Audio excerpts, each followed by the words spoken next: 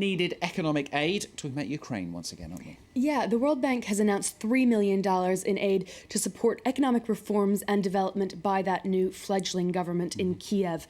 Now, the International Monetary Fund has been taking the lead on those international aid packages. Last week, its team on the ground said it was impressed by the new leader's determination and stood ready to help. The U.S. has also announced about $1 billion in loan guarantees, and the EU at least $11 billion. European leaders meeting in Strasbourg on Monday said they'll need guarantees about how that money is going to be spent. This is not a blank check. It is a demonstration of our strong support for Ukraine in its current difficulties, but this support is not without an element of conditionality and some degree of rigor to make sure that this money will be used in the best way possible. Let's take a look at the markets now. Monday was a pretty bad day around the world as markets took in weak economic data coming out of both Japan and China. Wall Street ending the day in slightly negative territory there, following on from a global trend earlier in the day.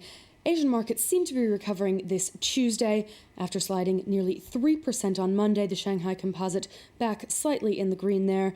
The Nikkei also holding steady as Japan's central bank said it wouldn't be making any changes to its monetary stimulus, but slightly downgrading its outlook for exports.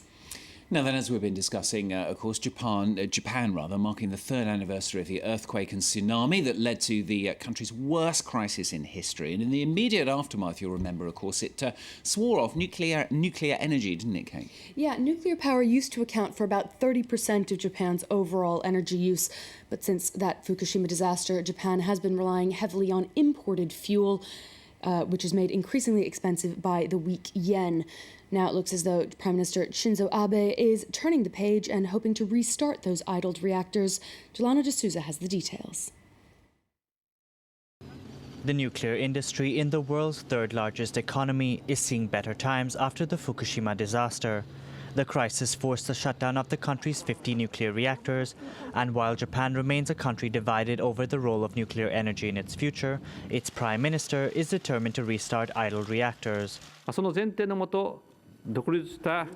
Using inspection protocols set by the Independent Nuclear Regulation Authority that are the strictest in the world, we plan to restart nuclear reactors that have adhered to these standards. Shinzo Abe is committing to nuclear as he's trying to close a record trade deficit. Since 2011, the country has increased its dependence on fuel imports, which in turn has driven up the cost of electricity. Japan has spent billions to decommission the Fukushima plant, and it may take decades to complete the cleanup. The biggest problem now is dealing with the radioactive water that's been used to cool the reactors.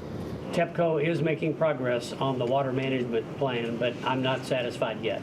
I still would like to see a more comprehensive, integrated water management plan. And while Japan will restart some nuclear plants, the decision may have political consequences for Shinzo Abe. A protest against nuclear power was held in Tokyo last Sunday. Now we're going to move on to a sector that, to be honest, we don't talk about very much in business, the banana industry. It is not the banana split, it is a banana merger, isn't it, that's going to create the world's largest distributor. Yeah, the US-based Chiquita, as in Chiquita Banana, which you may know, is buying Europe's largest distributor, Fifes, for $526 million. Now, if that price tag seems bananas to you, here's a little figure to think about. The global banana industry is worth over $7 billion, and the newly created Chiquita Fifes is expected to take in about $4.6 billion a year in revenue. Now, the chief executive of Chiquita says that bananas are the most important food in the world. They're the lowest priced food that offers the highest nutritional value and are number one in the kitchen. That is at least true in the U.S. The Department of Agriculture says that the average American eats around 10 pounds, or that's about 5 kilos of bananas every year. That's more than any fruit, including apples. Excellent. I'm surprised about that, actually. Number one in the kitchen, it's your banana. We're going to end business in the US, state of Colorado, in fact. It's you remember it attracted controversy when it began selling marijuana for recreational use back in January. So the question, of course, is that move paying off? Kate has the answer. It seems to be for the moment. The state says it took in about $2 million worth of taxes from those recreational sales just for the month that they began in January. It also earned an additional $1.5 million from licensing those new stores. as well as taxes from medical marijuana sales, which have been legal for quite a few years now. Overall, the recreational pot business in Colorado reported $14 million in revenue for just that first month. Taxes on cannabis are as high as 35% in some parts of the state. Kay Moody, you're bringing us bananas and marijuana all in the same bulletin. Thanks a lot. She'll be back, of course, just under an hour's time. Now, coming up, video of the day has a Star Wars theme today. Web News, though, begins with a campaign for an end to violence against Aboriginal women in Canada. As we can see from these pictures that have been circulating on